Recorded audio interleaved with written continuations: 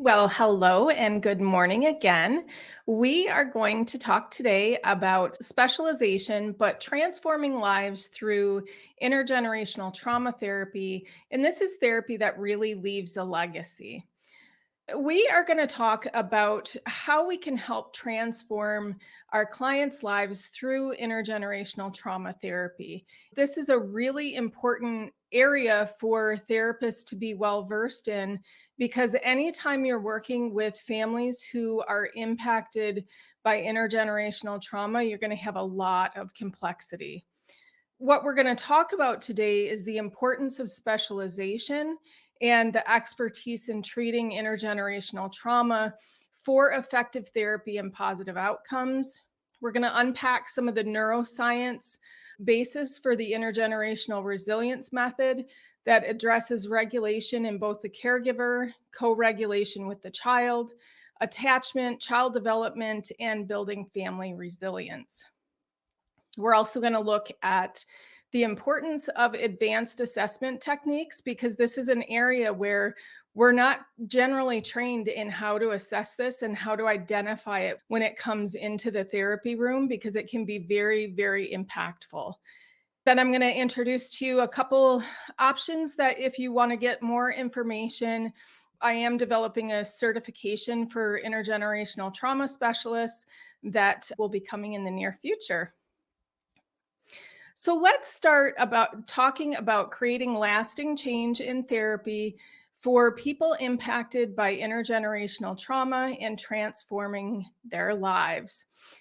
The importance of specialization is due to the complexity of intergenerational trauma. It requires highly specialized services because you've got a lot of different areas coming together and creating impacts that if we're not well versed in how to handle those, we may not know that it's appearing in the room, but we may know that therapy kind of gets derailed. That's because we're working with really complex family systems and dynamics. There's complex trauma in the parent, there's developmental trauma in the child, there's usually child development impacts, and then we're trying to build family resilience and bring the family closer together. One of those areas, like complex trauma in the parent, developmental trauma in the child development, family resilience, one of those areas is enough to be complicated. But when you combine all of them, it's extremely challenging if you don't have the framework and the specialization to handle that. Most therapists aren't trained in assessing the impacts. We might be trained in assessing the impact of trauma, but we're not trained to assess it in the family system or specifically intergenerational trauma. And most therapists end up adopting an individual approach where they treat either the parent or the child. They may do some attachment work, but they're not getting at the root of the problem with intergenerational trauma, which is the unresolved trauma that's passed down through generations and impacts attachment.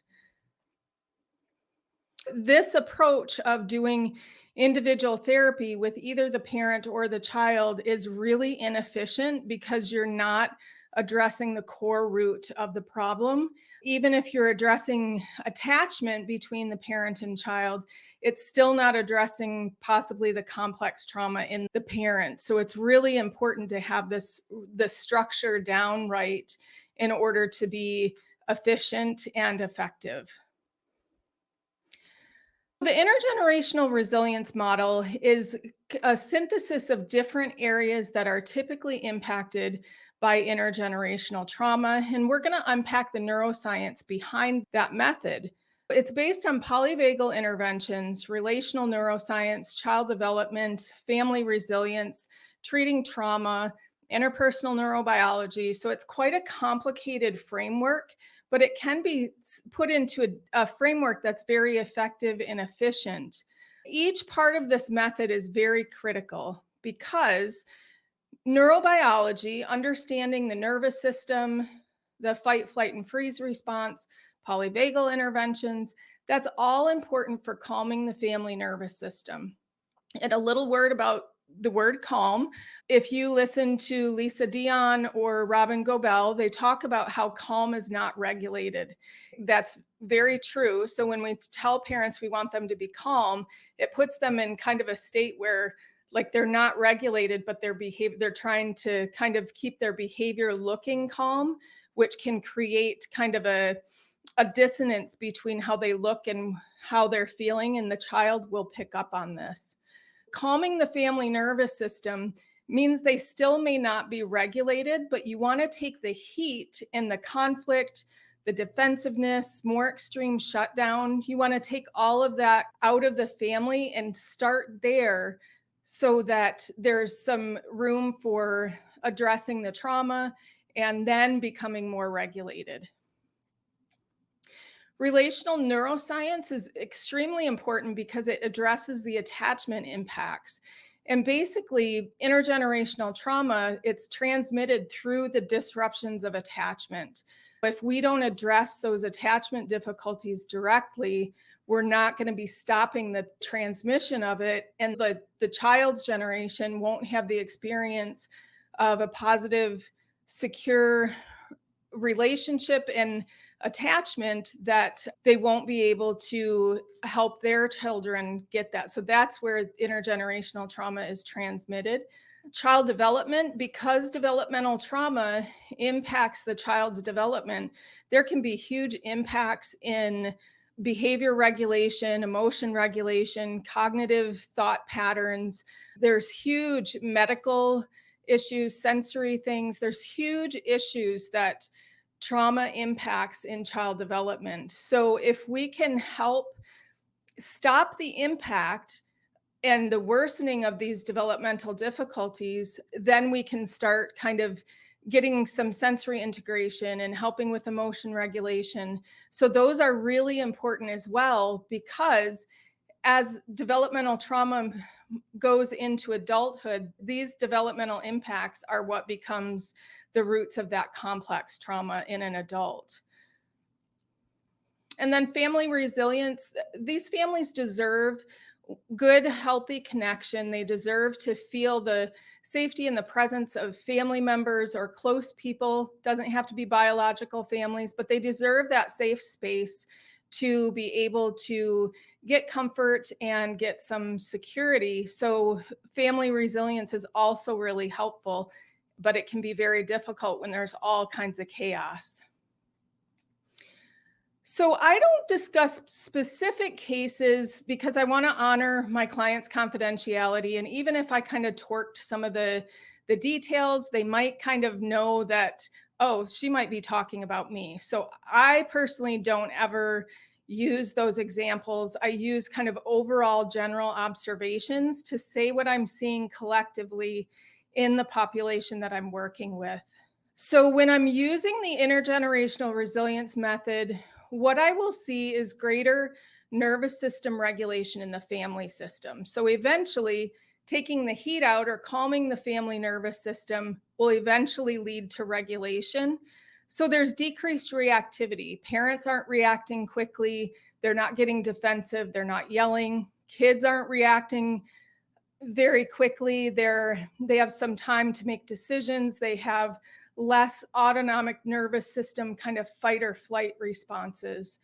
And there's also decreased shutdown as well. They're more engaged, they're more communicative, they're more connected. When you have that nervous system regulation in the family system, that's what you'll see is less defensiveness and less shutdown.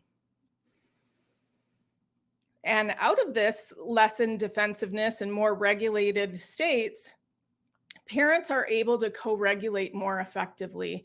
They're able to harness the power of connection and relationship in order to parent their child and co-regulate them when they get upset or need help with their own defensive or shutdown responses. This is really important for parents because it increases their self efficacy. It gives them the belief that, oh my gosh, I think I can do this. And they start to see ways that they can impact their child in a positive way and they build those skills. So it's really important for their self efficacy and their confidence. There's less conflict typically in the parent-child relationship. It won't be perfect. There won't be no conflict, but the conflict that they have won't be deeply painful or hurtful between family members. They'll be able to kind of get back on track. They'll recognize it more quickly, and they'll have more skills and strategies to be able to address conflict when they do have it. It also gives them hope that therapy can work. People who have been impacted by intergenerational trauma usually have had so many traumatic experiences that they start to lose hope that anything's going to help. They may have been through several therapists or therapies that never really hit the bullseye and kind of had this rippling effect where it helps decrease all the impacts of intergenerational trauma. Having the structure and framework of the intergenerational resilience method really can give them hope and let them see that progress and change is possible. One of the most important things for stopping the transmission of intergenerational trauma is that the children are released from the impacts of intergenerational trauma when you use this intergenerational resilience method. And they have an improved relationship with the parent, there's better attachment, better connection. So that relationship is healthier and stronger, and it really supports the child's development, which then impacts their ability when they're adults to parent their own kids. So they have had the experience of co regulation and attachment that is healthy and supportive, that helps them develop the same type of relationship with their children. That's really where the impacts of intergenerational trauma are transmitted or arrested and stopped. Another thing that's amazing to watch for the kids is that they will end up having more positive self beliefs and more self worth. So you'll see them be lighter, freer. They'll start to kind of feel good about who they are, proud of where they've been, proud of their family. That it's really important that kids are released from all that burden of, I'm a bad kid or nobody loves me, because those are really significant thoughts and beliefs that develop because of the impact of the intergenerational trauma. Lastly, the family begins healing. They start to identify the resilience in previous generations, and they identify how, despite all the adversity, they made it through. And resilience has kind of gotten a bad label with all the things going on in the world, that resilience is kind of just, it feels like it's too heavy to try to be resilient. And also, there's kind of this toxic kind of positivity where, oh, just be resilient and bounce back and you'll do so much better. That's not the type of resilience we're talking about. We're talking about basically the resilience of the autonomic nervous system to have reactions that match the stimulus or the event in the environment. So they're going to keep you safe, but they're also not going to be a faulty neuroception where they detect danger where there really isn't danger. So that's the type of resilience. If you look at families who've had really complicated histories, there's always resilience in there, but it may look like resistance or it may look like fighting back against oppression. That is resilience. And it's very important to harness that, because there may be generations worth of that, standing up for your rights or doing things that protected other family members, that is really important to incorporate in kind of their family narrative. We want that family narrative to shift into a resilience based and healing perspective. When therapists deal with these complex cases, we can experience certain difficulties that really impact the therapy process and impact us as therapists too. One of this is the complexity, because you're dealing with child development, complex trauma, developmental trauma, family relationships, all of those heavy difficulties in the family system rather than just one individual person. It can create huge confusion and overwhelm. In the cases, you can feel like you're not making any progress, and it's a really difficult situation to feel like you're making progress, and you kind of have the confidence of knowing what you're doing and feeling like your methods are working. So when that complexity hits, the therapists can start to feel frustrated. They can start to shut down. They can kind of collapse and think maybe they don't want to be a therapist anymore, or they're in the wrong field, or they need to change populations that they work with. This can really shut down the therapeutic process. So we have to really watch for that frustration, that shutdown, in our own kind of collapse when we're working with really complicated families, because this negatively impacts the efficacy of the therapy and of the therapist. So, the way that the intergenerational resilience method reduces frustration for therapists is it gives you an efficient and effective framework that is structured but flexible. So it's efficient in that it gives the parents quick wins and strategies and skills right away, so that they feel like they're making progress, they have hope, and they're more motivated. The effectiveness is based on the use of all the neurobiological interventions and really widening that window of tolerance and building that autonomic resilience. The structure helps have less distractions in the therapy process, because some families are living in constant chaos. There's violence in their neighborhood, there's impacts that are beyond their control, that you can really get sidetracked and focus on those because they've happened between sessions and it feels like it's important to address. But we really, the structure of using the intergenerational resilience method really helps them to focus and develop the skills that they can manage those experiences more effectively, or can respond to them more effectively. Although we don't want to not talk with them about crises or do that kind of work either, there has to be kind of a balance. So, what is an impactful practice when working with intergenerational trauma? So, there are long term benefits of having a specialized program for treating intergenerational trauma, and that mainly it's because it decreases or stops the transmission. When we address it and address the impacts of the unresolved trauma in the parent, it stops the transmission to the child. And the child may have some impacts, but it really shifts it where the full impact of intergenerational trauma is kind of stopped or arrested in that parent child generation. And it also heals and improves the parent child attachment. And this is what they need, right? The parent hasn't had that positive attachment. They haven't had that co-regulation, haven't had the experience themselves to draw on. So if we can kind of offer that as a therapist to help them, support them, see them, hear them, feel them, then they will be able to give that to their children, and then their children will be able to give that to the grandchildren. So it creates a lot of healing in the current generation. Sometimes it can help kind of recognize and have compassion for previous generations, because nobody asked for this to happen and nobody really caused it. These are things that happen from outside the family system and kind of press in and create a lot of stress and chaos within the family system. So it can really create healing across those generations.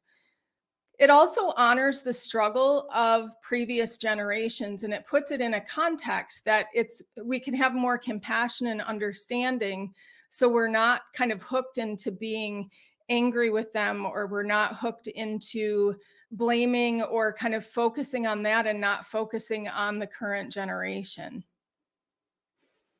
So through that, the future generations, like the grandchildren, the great grandchildren, are less likely to be impacted. They're more likely to have those positive attachment experiences that help them develop and help their neural integration and their development. So, this form of therapy does create a legacy of resilience and well being. The healing between the parent and child builds that resilience in the nervous system.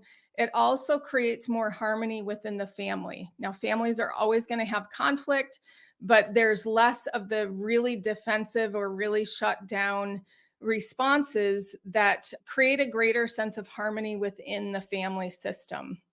Family members then have greater emotional and psychological well being. They have better thoughts about themselves. They have more positive self beliefs than the negative self beliefs of I'm not lovable or nobody cares about me.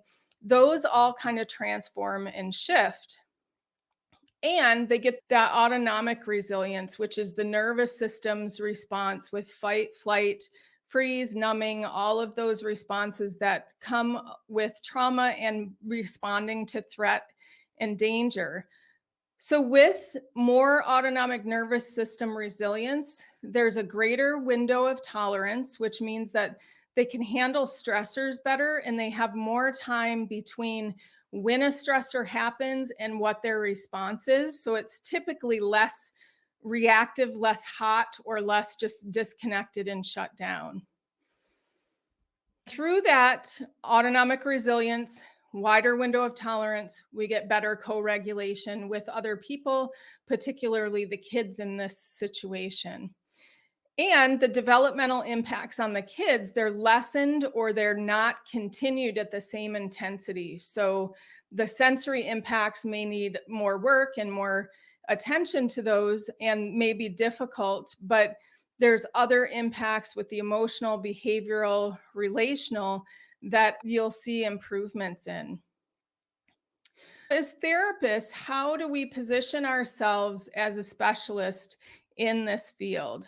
Specialized training is definitely required. It's really important to get that expertise under the current framework of neuroscience and what we know about attachment. Having an expertise or specialty in this area quickly communicates to people that you're working with, so that's families and the referral sources, it quickly communicates that you know what you're doing and it helps the person feel seen. So we're seeing what they've gone through. They can feel safe and they can finally get a sense of understanding that we get what they're going through and we're not going to say this is their fault or not going to blame them.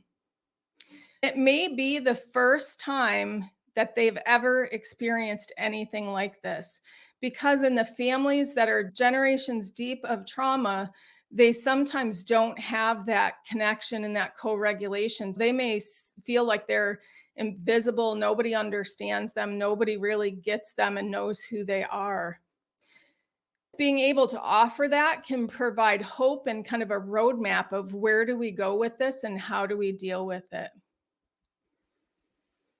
Another thing that's important for the therapist is to have that power of community. So we need to have a compassionate community of therapists that support each other because the complexity of these cases is pretty heavy. And sometimes, if you're looking at one part of it, you may miss all these other parts that are really important to also consider. But if you have a colleague or a consultation group, it's really, you can see a lot more of the overall picture and maybe some of the patterns. And you can learn really from collective wisdom. Therapists have so much wisdom if you put us in a room together that we can really help each other get really good outcomes. It also decreases isolation. Some of the therapists that work in agencies and private practices are sometimes pretty isolated. They may be the only therapist on a team, or they may be one of two or three therapists in a practice. That can cause a lot of isolation that then we're carrying everything that we're working with all by ourselves. Consultation and supervision are absolutely critical. Now we're going to explore the hidden things about impactful therapy for complex families. So these are putting that intergenerational resilience method into a ready-made intervention program that still has a lot of flexibility but has that structure as well. That is how we build confidence in dealing with complex families is we start to implement a toolkit that's It's useful to start getting expertise in this area. It's not a full blown intervention program, but it has a lot of skills and strategies that you can use right away with clients.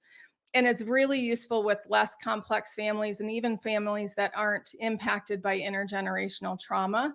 And that's the Intergenerational Trauma Toolkit. And you can find it at intergenerationaltraumatoolkit.com. So, we need to also build confidence in dealing with the families as a stepping stone. The complexity of these cases is it's unpredictable, and we can kind of make some progress in one area, and then all of a sudden another area becomes very difficult, or it has some. We want to be able to have a framework to understand the complexity that we may be dealing with. And it may depend on your setting, where you get your referrals from. So if you work with child protection or child welfare agencies, you're more likely to run into this than if you're in kind of an anxiety clinic or a clinic that doesn't deal with people with those heavy attachment impacts. We also want to gradually increase our skills and with these complex families so that we can build our skills so that we can match what their needs are. But gradually increasing your skills may not be possible because you may be all of a sudden hit by high complexity. That's where supervision and consultation is critical to help get that support as a therapist and have the feedback of other people who have that experience with the complexity. So it's really important to develop a lot of advanced knowledge. This isn't something that we learn about in graduate school or even our initial training. This took me probably 10 years of synthesizing all the interventions I've learned in child development, family therapy, child and teen trauma, adult complex trauma. It's a synthesis of all those areas. So I am developing a 5-day masterclass that will have a lot of information on this. It'll be an in-depth exploration of the transmission of intergenerational trauma, looking at the impacts on both the parent and the therapist, because they're actually very parallel. And we'll do a deeper dive into the pillars of healing, cultural sensitivity, and also probably a little marketing support of how do you get this when you have the specialty, how do you get this out into the world and your referral sources. So that will be coming. If you're interested, just send me a message or let me know, and I'll make sure I keep you updated on that. So frequently, people who have maintained healing that I've worked with in the past, when I see them in the community, I don't approach them, but if they approach me, they're usually very thankful for what you've helped them with, and they retain those benefits. So you'll see them and they'll be doing well, the parents will be doing well, and their children will be doing well in addition. So this changes the family dynamics, the individual well-being, and all those generational patterns. So we're able to help them lift the burdens of that intergenerational trauma, and there's more possibility in healing within the family system. And there's an acceptance of family history. They may have fewer cutoffs, which is where one person won't talk to or deal with another person. And those cutoffs can be the root of some pretty serious mental health difficulties in certain families. So it's really important to have that context and know about those cutoffs and to watch them kind of shift and transform. Relationships may not be intense, but at least the distress of having gone through that with a family member is no longer causing opposition, and they can kind of hold it in a middle path of being close, but also having some distance when necessary. So now we're going to look at how you can be a catalyst for transformation when you're working with these families. You've got to stay updated on the cutting edge neuroscience because there's so much development and so much change and information that we're learning that we really need to stay updated on those. And having that neuroscience expertise communicates that you've got specialized skills. So if you can get a certification, which that's something else I'm going to be offering in the near future, hopefully in 2024, that really clearly communicates a specialty and an expertise. It's a known framework that increases the efficiency and effectiveness of the interventions. There's a done for you system of interventions, there's facilitator manuals, there's client manuals. That's where this is headed with specializing and developing that expertise in treating intergenerational trauma. So, we are part of the change that can help transform families that have had really difficult experiences and really need that support to have a different way of life and to arrest the transmission of that intergenerational trauma. And we can give very impactful therapy with an efficient and effective framework that's based on that neuroscience. So, my last question is, are you ready to make an impact? And I would love to hear from you if you are ready to make that impact. And I'd love to help you plan of how you can implement that and do that. So I hope you have a wonderful day, and I will see you next week.